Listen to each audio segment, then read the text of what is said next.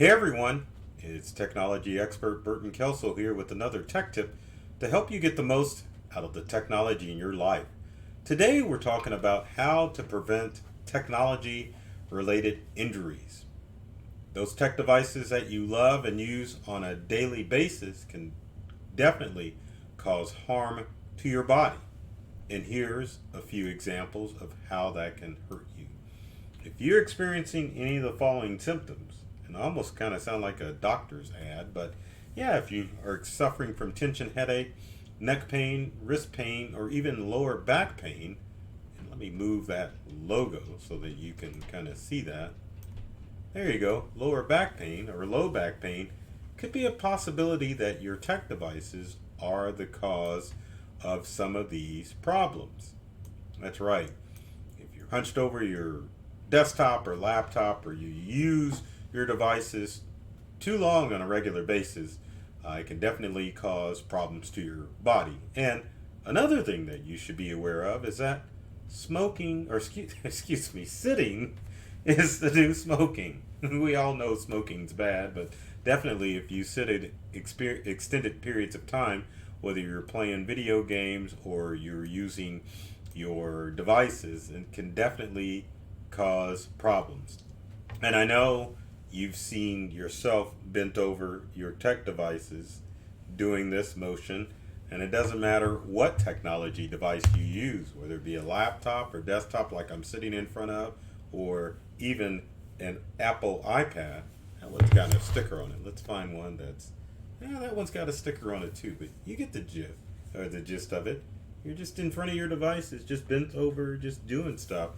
And obviously that can cause harm to your body. So there's several things that you need to look out for that are causing issues with your body when it involves your tech devices. And then there's some quick tips other than not using them that are going to help you get more enjoyment out of those tech devices that you use and to help prolong some of the injuries that you may have. So let's get to it. So number one is going to be swiper's thumb. Now, swiper's thumb obviously is the act of using your thumb to swipe between screens on your laptop, or I guess you could say your laptop, because you can swipe with your laptop on your touch screen, but that would be more wrist action. But your thumb, obviously, if you're on your smartphone, you're going to be using your thumb to do stuff. And if you're swiping back and forth, the repetitive motion can definitely cause issues with your thumb, as in any repetitive motion with any part of your hand or wrist. So one of the things you need to be aware of is swiper's thumb. Next on our list is your mouse wrist. Mouse wrist is the act of just using your mouse on a regular basis. So if you spend a lot of time typing at your computer, not as bad. But if you're using your mouse on a regular basis to do stuff, your mouse can definitely cause issues. If you're moving back and forth and just doing all sorts of things with your mouse, it can definitely cause issues like carpal tunnel and a lot of other medical related issues. Now, the next item many of you probably haven't even thought of, but the blue eye strain, which is what happens when you look at your tech devices for an extended period of time. Now, blue eye strain happens because your devices, like your smartphone and your tablets, look at that, I can hold them both at the same time, are emitting a substance called blue light. Now, the sun emits blue light and basically is a low grade type of, I won't say radiation, but a low grade of energy that the sun and all of your tech devices emits. The good thing about blue light is that it can definitely keep you up and going, helps with memory, but the downside is that blue light can definitely disrupt your sleep patterns, causing you not to get the deep type of sleep you need. And obviously, if you don't get enough sleep, it can cause stress and irritability and problems in your life and your health. Now, one of the funniest things that I've seen is the Fitbit compulsive disorder, which basically boils down to this. If you've got a fitness device like I do, you can get into the habit of trying to meet your fitness goals when you get your Fitbit or your Apple Watch like I've got here before or on me right now. Now, the problem with that is if you haven't exercised forever, you can cause undue body injuries by trying to meet your fitness goals, by trying to reach 10,000 steps or more like your device suggests. So obviously, you want to do that in moderation and make sure that you're not overdoing it when it comes to trying to meet those fitness goals with your fitness watch. Now, the next one, probably many of you are guilty of, which is the tablet bicep. And what does that mean, tablet bicep? Does that mean you're grabbing your tablet and you're doing curls and you're making sure that your tablet is helping you get pumped up? No, it's actually the act of using your tablet like this.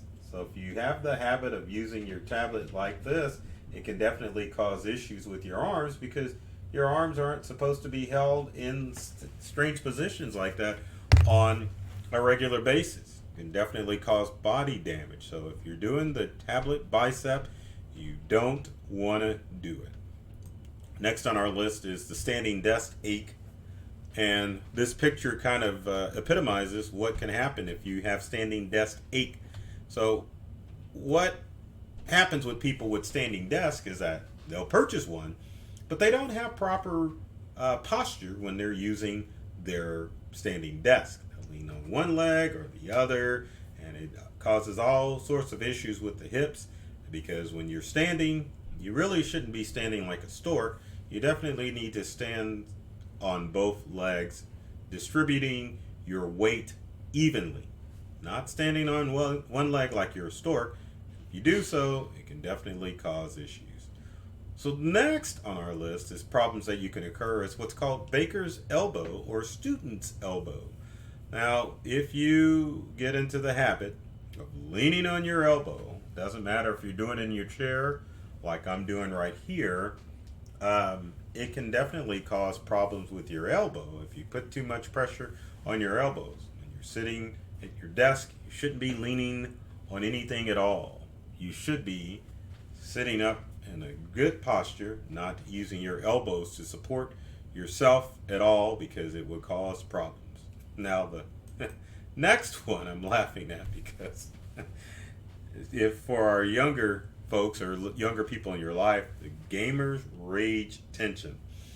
Now, we guess we could call it technology tension because sometimes people get so stressed out by their tech devices that they just cause undue health issues because they're constantly letting that technology stress them out.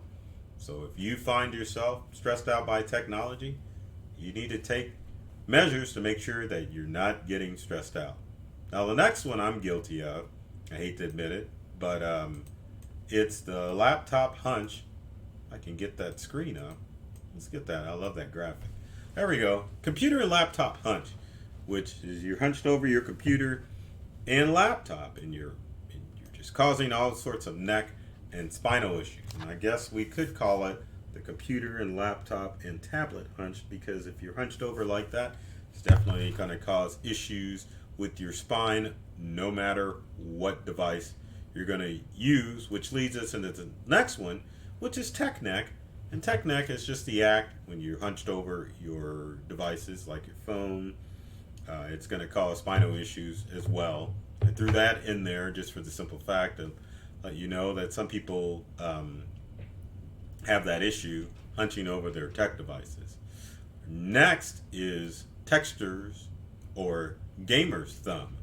The act of using your thumbs to text back and forth on a regular basis can cause issues. Again, repetitive motion of using those thumbs, not only swiping, but, and I'm exaggerating, but you like that? Just texting. But beware of that. It causes issues.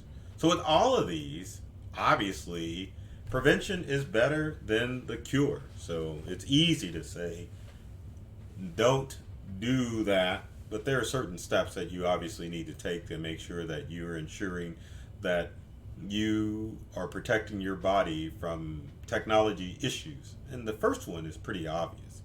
The first piece of advice is to use good posture with all your devices. So that means sit up straight, don't bend over your devices, and be careful how you're using them. It's not to say that you've got to use your smartphone like this, but if you use it, you want to use it at a slight angle, not all the way down like this so that you're hunched back over. You want to use it, and you don't want to support your elbows with your smartphone or with your tablet because it's bad for you. So you want to make sure that you're keeping it at a decent angle. Or maybe you can prop it up. This is going to be a bad example here, but your smartphone or tablet, they do make devices. That's kind of embarrassing. I have the iPad upside down. But yeah, you could prop it up and then just use it so that way you're not holding your device. Same thing with your smartphone. You can definitely prop that up. Now, if you're sitting in front of a computer or even a laptop, make sure that you're putting it on a stable surface and not a surface that's so low that you're hunched over looking at your laptop or even your desktop screen.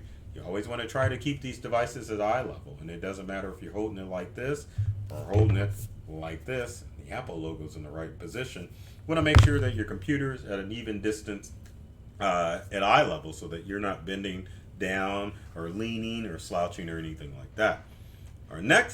My next piece of advice is to use the 20-20-20 rule. And maybe some of you have heard that, but maybe some of you haven't.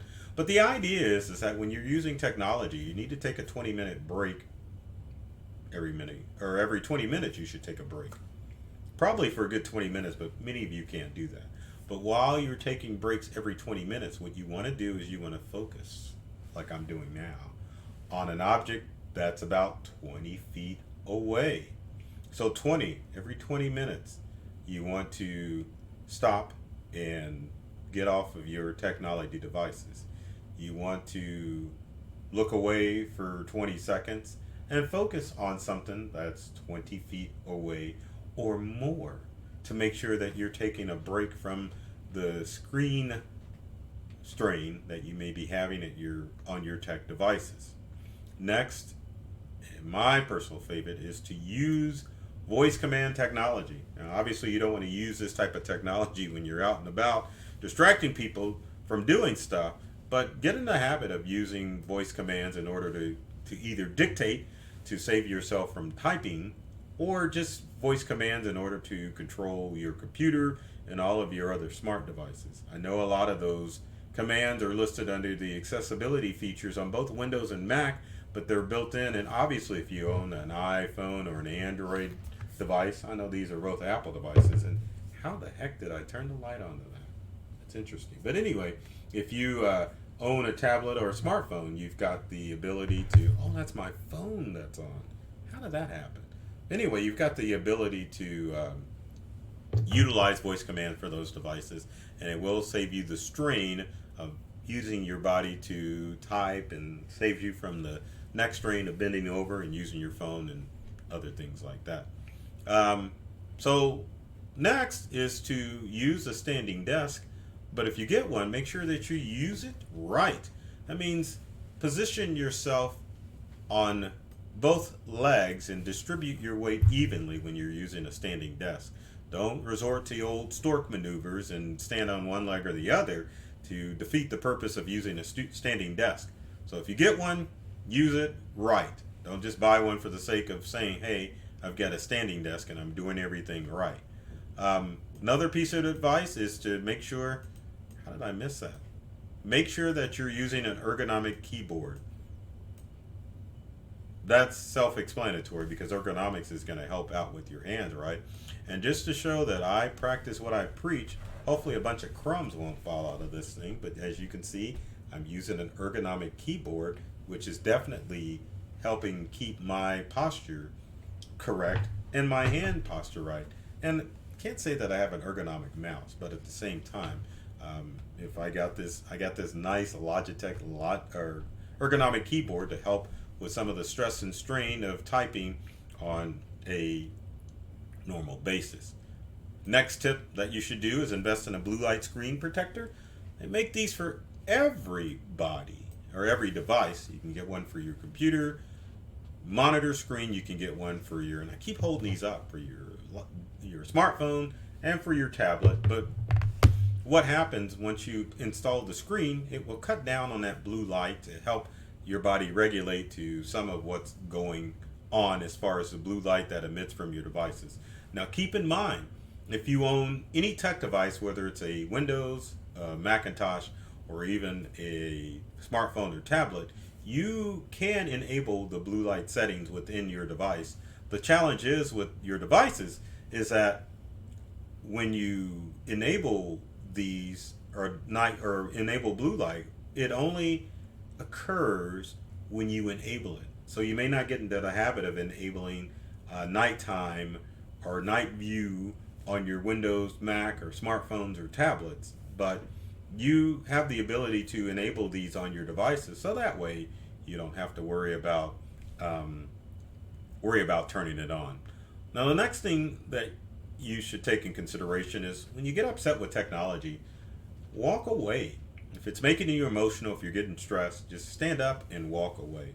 You definitely don't want to be in a situation where you're so stressed out with technology that you collapse at your keyboard or with your smartphone or tablet because you have had a heart attack or stroke because you're so stressed out by technology. And we know that it definitely causes issues when it comes to stress. So walk away from that tech item when it causes problems. And then finally, make sure you're setting limits with your technology. It can be tempting to spend hours upon hours when you're using your tech devices, but when you take breaks, it allows you to give your mind and your body a rest.